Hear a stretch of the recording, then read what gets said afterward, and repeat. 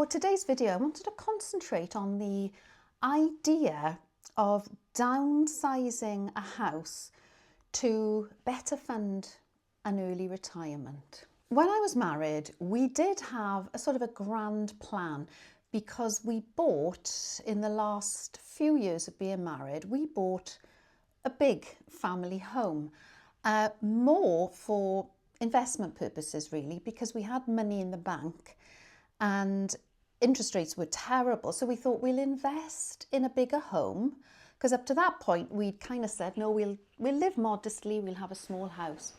But we did buy this much bigger house, and the main reason, yes, investment, but also we were a blended family and we had adult children living at home, and we thought by moving to a bigger house, give everybody a little bit more space. I don't know if any of you were in that situation with adult children. I'm guessing a lot of you will be, because of the difficulty of children sort of getting on the ladder these days.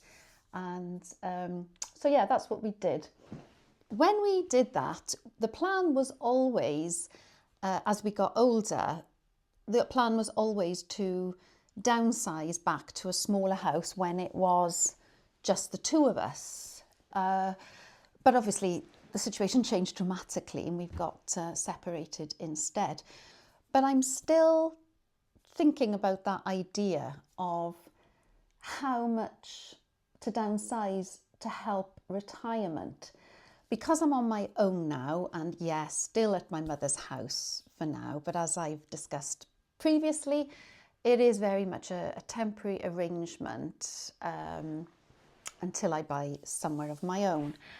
And I've previously talked on this channel before about having this opportunity, now I'm 59, and retired, to live a little bit differently and maybe not follow the usual script. We've sold the marital home and I've got my share of that. So I do have enough to buy a small house, but I've also talked about doing something a bit different. I've talked about, you know, this is my once in a lifetime chance probably to not buy another house and maybe do a little bit more van life, maybe buy and live on a narrowboat. That's something that's always appealed to me. I've watched videos of people who are living in static caravans, and I've been exploring all of those things behind the scenes. And I've been looking at people who live on narrowboats. I've looked at people living in static caravans who are, from what I found anyway, mainly on holiday parks for sort of 9 months of the year and then having to travel in caravans or motorhomes, wherever, for the remaining few months because the license means they've got to get off those sites for a couple of months.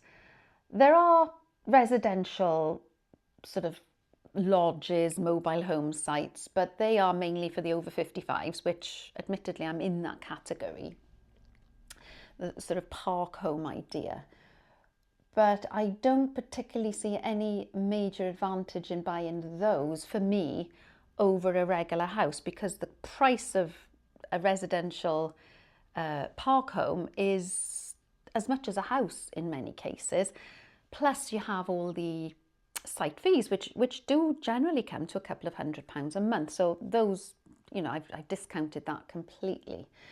So looking at the static home on a holiday park, I have looked, rather, I haven't actually gone to look at one, but I've watched videos of other people, and from my understanding, most of those people are, as I say, having to come off the site for those 3 months and move around, travel elsewhere. And I have thought about it because it would tie in quite nicely with having a base, but then being free to roam, because those couple of months would be for me to go off and explore in Romy the camper van. But I've looked at what people are paying on ground fees, and it's a couple of £100 a month. So again, not a massive advantage over a house for me anyway. So I don't think I will be doing that. And then narrowboats, yeah, very much always been on my list of ways I would love to live. But again, I have been around a few marinas. I've looked at some of the boats that are for sale. I've bought loads of books and guides on living on a narrowboat in the past. And yes, watch all the YouTubers and the TV programs of people who live that way. I think, in all honesty, it is honestly the fantasy Julia who sees herself living on a narrowboat and mooring in these remote locations, waking up on a winter's morning with my cup of coffee on the riverbank, and it does look gorgeous. But I can recognise myself that I'm not going to enjoy the single-handed management of locks in the winter, the slippery ladders, and I do like my comfort as well. So again, pretty much discounted that idea. You have got the option of course, living in a narrowboat on a marina, but again, the mooring fees on a marina are pretty expensive. I think the only way of living on a narrowboat reasonably inexpensively is doing the continuous mooring. But again, as I say, that does mean moving around during the winter, and I know they close some of the locks for maintenance over the winter, so it does restrict a little bit. And then where would I put Romy? Because I do want to be mobile still, to come back, see my family. So wherever I am on the water system, I'd have to have my van nearby. So yeah, it's just, there's a lot of, it seems very ideal, but I think the reality is it's not for me, not right now anyway. So yeah, there is the van life option. But then I think to myself, why would I continuously live in a van when I've got the stress of having to find somewhere to park day after day after day after day? The winter, I can do it for weeks at a time in Romy. I travelled last winter and I loved it, and I love the freedom aspect of it. But again, it's the laundry, it's the constantly the movement thing, and I think I don't want to get tired of camper van travels, and I think I would quite quickly if I lived permanently. Besides which, Romy would be too small to live in, so I would need something bigger. And then I am so loving Romy for her small size, the fact that I can get in everywhere. It would almost destroy the perfectness of my camper van life as I experience it now if I had to live in one. So whilst I love the idea of it and I love watching other people do it, and I think there's many advantages, and I think if someone doesn't own their own home and is maybe paying rent, I think all of these are definitely options for people to think about, who it's got to be a less expensive way of being retired, in living in all of those situations if you don't already have your own home and you're paying rent.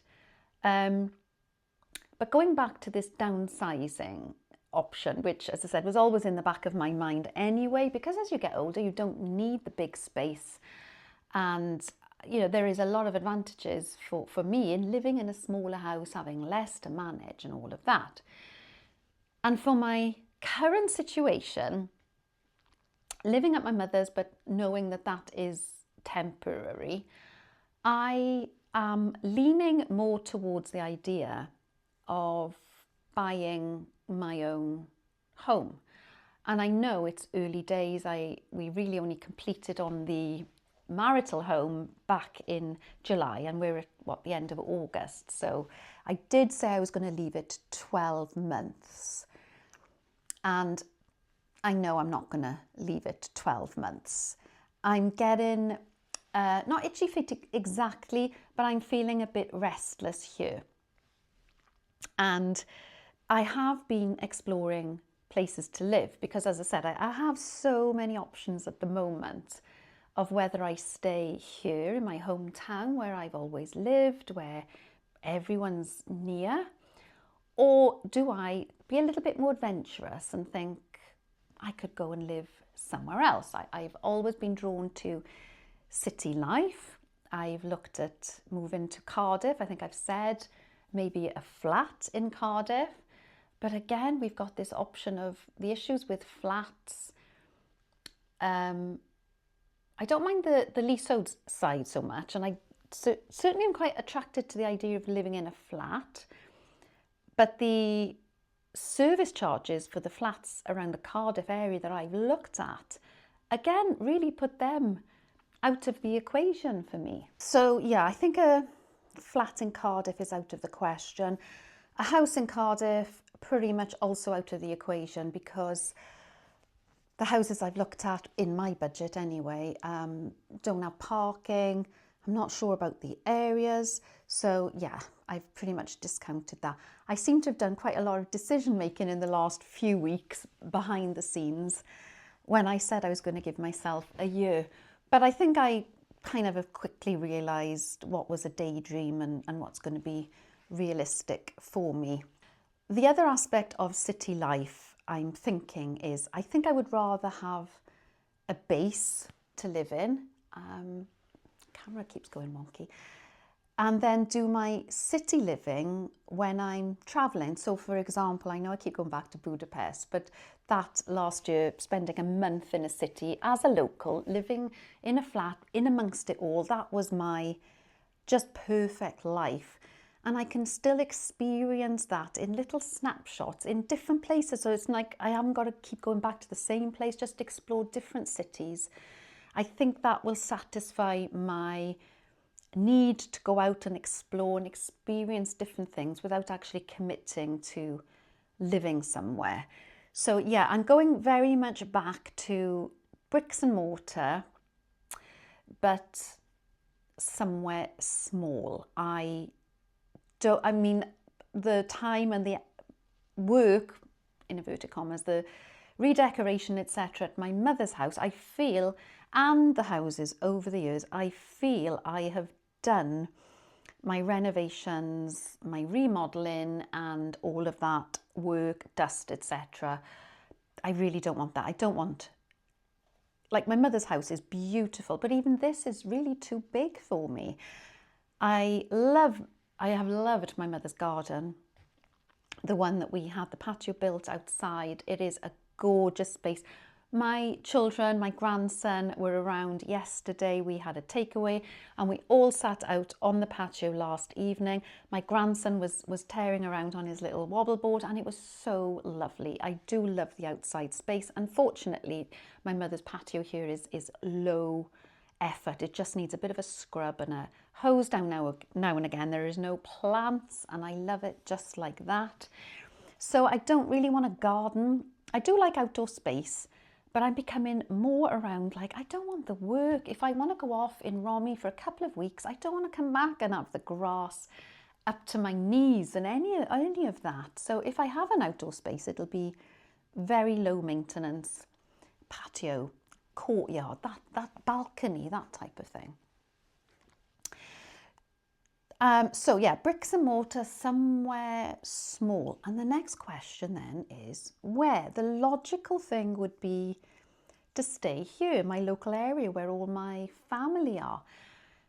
But I feel I will regret it, because as I get older, I probably won't ever do that. So I feel it is now or never that I just get out and live somewhere different.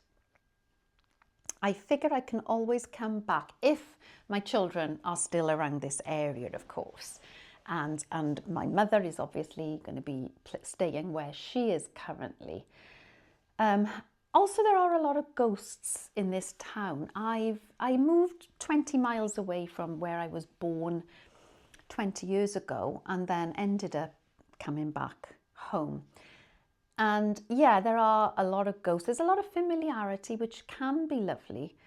But I feel, and I go very much now on my gut, my intuition, and how my nervous system feels, in all honesty. And there's part of the reason why I am more solidly thinking about buying somewhere for myself is I just got this gut feeling that I want to experience living somewhere different. And I don't mean, you know, the other side of the world or even far, far away. I needed to be sort of somewhere close to my family and accessible, but also a little bit of I feel I want a fresh start.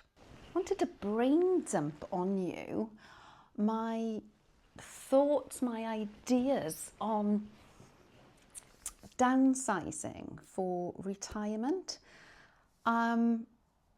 Obviously, I am massively downsizing because we've separated. So my budget for buying another house is definitely a downsize. But my question is how much, if I'm going to buy a house for my bricks and mortar for myself, how much should I downsize? My thoughts in the past have always been buy the biggest house that you can comfortably afford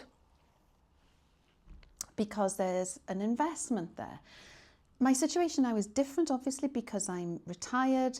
I don't have a large income. I'm mainly relying on savings and a small amount from social media to tide me over until state pension age. And I'm thinking, therefore, it would make sense to use a smaller part of my budget for a house to leave me more savings. The downside of downsizing a lot with house is what can I realistically buy for a very small budget? Because my budget for buying a house in the first place is reasonably small. In this area, it's going to leave me the money that I have, the total amount of money that I have ring fenced for a house would get me a small 2 to 3 bedroom house, not new build. It would probably be, fairly modest, fairly basic if I stay here. If I move somewhere else within Wales, and as you know, I have been exploring Wales in the last few months, moving sort of through mid up to North Wales, love the area around Machynlleth, Brecon, Llandrindod, all those areas I've been looking at. Property prices is less in those areas, so potentially I could buy a bigger house for the money.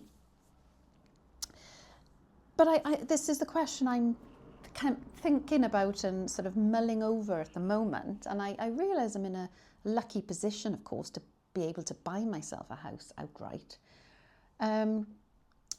If I did move to, say, mid Wales somewhere and bought 2-3 bedroomed house there, yes, I'd have a little bit more money left over than I would buying a house in this area.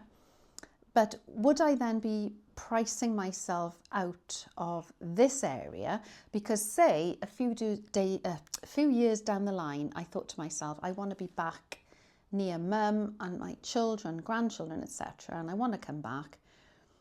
Whatever I get for the property, if I buy in mid Wales, I'm going to be out of an equivalent here. So the chances are I would be looking at a flat in this area or a small 2-bedroom. So there is a lot to think about. However, the way I'm thinking at the moment is I've lived my life always towards, what's the best investment? What's the sensible thing to do? And I think I've already said I want to move away from here for other reasons. I don't want to not do that because of prudence, too much prudence. So I am thinking of moving somewhere else within Wales, realistically.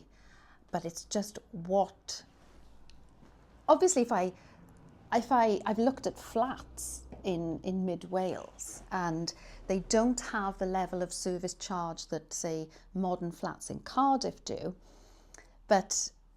and they are obviously still leasehold. Once I buy one of those, I realistically wouldn't be able to, in a few years' time, come back and buy something here because probably the money left over in savings isn't going to earn the same as property. So, it is such a conundrum, really is. And I'm very much relying on as I say, my gut feeling at the moment, I know when I've been in Romy the camper van and I've been to those areas, I get such a lovely, relaxed, calm feeling because of the environment. And I'm just kind of wondering, I know the idea of downsizing a property to fund retirement is a very sensible thing to do, and probably some of you have already done it or thought about it. I'm just wondering how far to go. How far can you go on the downsizing without financially ruining yourself? I think the way I'm feeling at the moment is I kind of love the idea of a very small flat, very small house. The appealing thing with a flat is it's kind of lock it and leave. And because I want to travel in the future, I want to keep going away in Romy and doing European trips when I'm able to. I would worry if I live here in this area, of course, my children are around, they can keep an eye on the property. But if I moved somewhere away, I wouldn't have my family to be able to do that. And I would be nervous about leaving a house locked up for weeks on end. Whereas if I had a flat, there is an element of a little bit more security because there's other people around. So yeah, also a flat, I get the service charge argument. I have looked into all of that.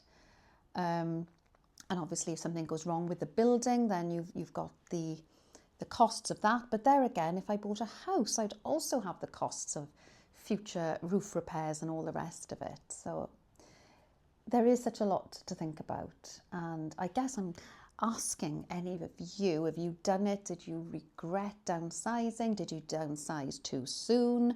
Because I'm, you know, what am I, nearly 60, so I hopefully got decades. Am I potentially downsizing too soon? But what I've always said in the past is we don't know. Nothing's a given. And like, these are my go-go years. These are the years where I'm mobile, able to travel, well, apart from Teddy, potentially able to travel. Yeah, there is a lot to think about. But that is where my mind is at the moment, is definitely downsizing somewhere very small. It would suit my minimalist thing, the idea of having less of everything, so it's much easier to manage. It's my own space. As I say, very grateful for having my mother's, but just having my own space does give me a little bit of a security feeling. So lots to think and mull about.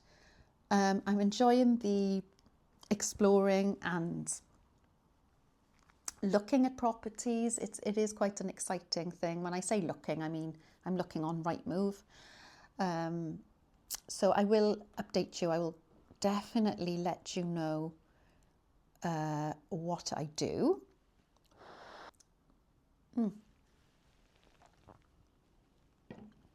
Yeah, let me know in the comments. What do you advise? Downsize greatly now, or buy the biggest I can afford and downsize in the future? Let me know in the comments, and let me know what you're doing with your properties and investments and house sizes. Be really interested to see it. And I'll see you on the next video.